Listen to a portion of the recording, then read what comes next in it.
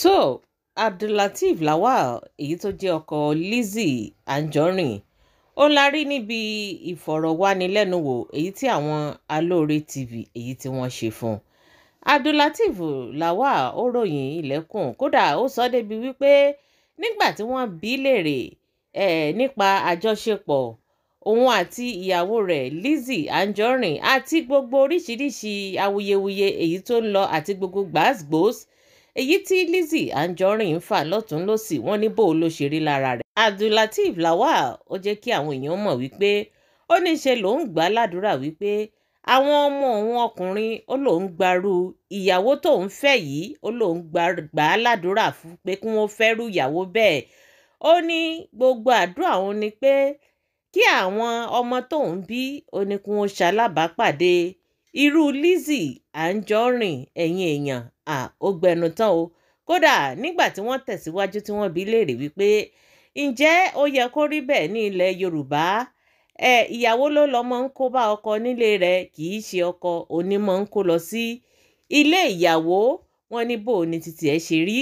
Ó ní ó tẹ́ òun lọ́rùn bẹ́ẹ̀ bóun ṣe kó lọ sí ilé ìyàwó tí è ṣe pé ìyàwó ló wá kó bọ̀ ọ́ nílé. Ẹ̀yin èèyàn ọ̀rọ̀ náà ó gbẹnu tán o ó sì ya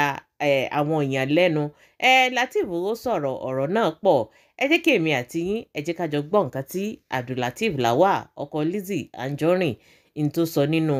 fídíò yìí. Gbogbo nǹkan tí ẹ̀yin náà bá rò lórí ọ̀rọ̀ náà ẹ fi ìdáhùn yín ẹ fi sí orí comment section. Ire o. wọ́n fẹ́ lo ọwọ́ kan fún ẹ tó bá ti gbà wọ́n á lè burú tó bá ṣàgùsì tí tó bá ṣàgùsì ẹ tí wọ́n rí ẹ pa wọ́n á lè lóògùn yẹn bó ṣe rí ẹ rí jáde Anjorin bọ́dà mi mo bẹ lọ́run tí bá ti máa táyé gbogbo àwọn ọmọ mi tó jọkùnrin ìyàwó bíi Lizzy nìkan pàdé.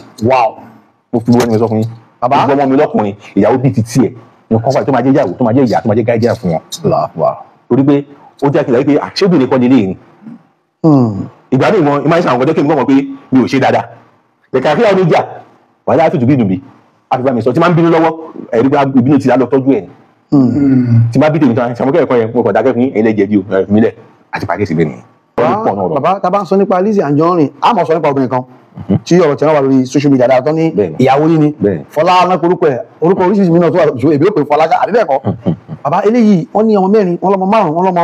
mélòó gan lóbìnrin ibi fún ìwo ni tí ń bẹ̀ wò ni jẹ́ tí.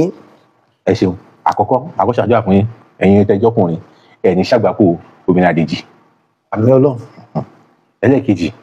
mo nígbàgbọ́ pé obìnrin ò lè bímọ fún ọkùnrin kan kó má mẹ́tò ń bímọ fún gẹ́gẹ́ sí ó mọ àwọn tó lọ́mọ tó wà lọ́wọ́ ẹ̀ lórí ọ̀rọ̀ ẹ̀mí ìfẹ́ sàn ọkàn ó sì nítorí Ọlọ́run ti ń dájọ́ yẹn kò ní kí n tún fi ìdájọ́ sọ wàrà mi mọ́ ọkùnrin ni mí wọ́n ní bó ṣe máa kéré ló ṣe máa kéré ọkọ ìyàwó alọ́ọ̀dì ọkùnrin ni mí máa pàṣẹ inú ilé ìwà lẹ́gbọ̀ọ́. tó gba àwọn tán ní ìyàwó rẹ̀ ló ń kọ̀ǹtò rẹ̀ ṣe mọ̀ pé wọ́n ní ẹni ìfàwùtọ́ sí á ní àràmù ni jẹ́ kán fi rú ẹ̀ lọ ìyá mi níjọ́ tí mo ti mọ̀ kò ní jí inú ilé kó o fẹ́ nìkan ló ń fẹ́ ẹnìkan òun fẹ́ lọ come here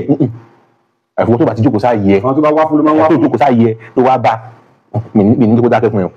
torí tí bá ní ọmọ wọn nà wá láti iléèwé tó sunkún wálé má jù padà ni.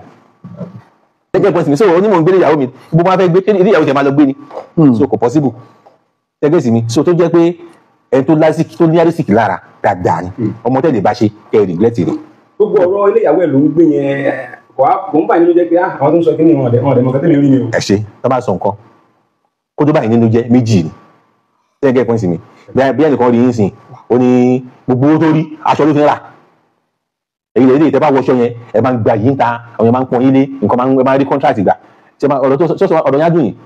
àmọ́ kájí gbogbo ẹ̀fín tẹ́ rí ẹ̀fín raṣọ yẹn tó bá ti raṣọ tán tó bá ti raṣọ tán ẹ máa lọ yáwó kiri ọ̀rọ̀ yá dùn yìí so bá yẹn sọ yẹn kò ju èmi torí ẹnu ọdún márùn-ún tájọ kó síra wa yìí. tẹ formalize ẹ. yes tí mo kó wọlé ìyàwó mi yìí Ọlọ́run jẹ́ kókó mẹ́ Ọlọ́run jẹ́ kókó mẹ́ Ọlọ́run jẹ́ kókó mẹ́. bẹ́ẹ̀ ni kó wọlé ẹ̀tún kọ́lé sí omi. bọ́dà mi báyìí sọ̀rọ̀ yìí ní Ìbàdàn mo nílé mẹ́ta mẹ́ mo ní méjì sẹ́kù yìí tí mo dákọ́ fún ara mi tí mo ní tẹ́lá ìdánwò wọlé. Bàbá tá a bá wo eléyìí lóòótọ́ ni Lizzy Anjorin lọ́dọ̀ ni kí ó gbé ọwọ́ ọlá ó gbé ọwọ́ ọlá dání ṣùgbọ́n àròyé àtàríwo tó tẹ̀lé ń kọ́ òní ìjà lónìí ọ̀la ariwo lọ́la àwọn tí wọ́n jó gbà lórí social media òun náà bàbá wọn kan náà how do you manage this. àwọn olórin kọrin kan wọ́n ní ẹ̀dá yéèjì ó gbádùn ó sàn jẹni tí wọ́n ti gbàgbé ẹ̀ lọ kó ṣe rí yẹn ẹni tí ò bá mọ̀ mo fẹ́ sọ fún pé ẹlòmíì ẹ bá ní dé sí ìjọ kan ẹ̀gbọ́n mi kan pè mí ó ní láti báwo ló ti wá ń ṣe mo bú sẹ́rìn pé ṣé kí ni ó ní ìwé tá à ń gbọ́ yìí náà ní gílẹ̀ ń gbọ́ ní fi sí nǹkan kan àwọn kan náà èmi jẹ́ ẹ̀dá kan tó mo jẹ́ ọkùnrin kan tó yẹ pé mi ì tí mo bú mi fẹ́ jẹ́ o ò lè pàṣẹ fún mi o ò lè pàṣẹ fún mi èmi ló máa gbọ́ èmi ni ọkọ ìyàwó ni ẹ mi fẹ́ kó jẹ́ president Nàìjíríà màá sọ fún ẹ báyìí ẹ̀jẹ̀ ń lo owó ọwọ́ bẹ̀ pẹ̀lú Lizzy Anjorin. màá sọ fún ẹ wọ́n tí mo fẹ́ lélẹ́yìí tó gbọ́dọ̀ kọjá bẹ̀ nígbà tó bá kọjá bẹ̀ kó jẹ́ president wá ṣe tiẹ̀ lọ́tọ̀ máa ṣe tèmi lọ́tọ̀ ni ó gbọ́dọ̀ gbọ́dọ̀ sí ilẹ̀ náà